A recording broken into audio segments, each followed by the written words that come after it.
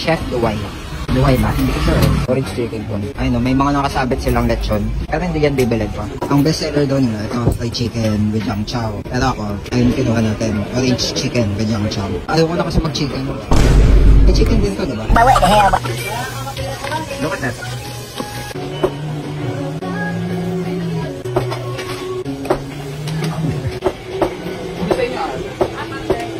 Chicken?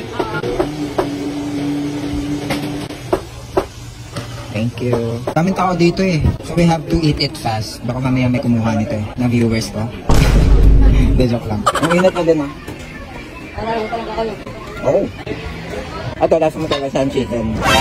Ay, lasang chicken, lasang orange. It's soft. Tapos medyo crispy siya. Medyo lang. Yung soft na fried rice niya, really good fried rice. Ang dami niya, no? Malasa. This is good. Really good. I like it. Pero never pa ako nakatikim ng orange chicken. So hindi ko ma-compare. Actually, first time. Hindi ko pa nga natatry yung Panda Express. Grabe, naging orange na din yung mukha ko. May mga sauce siya konti. Yung pagka-orange na, hindi naman sour. Super sweet na ano. Tangy. Alam mo yung tangy? Doon pa. Dami nito eh. Oh.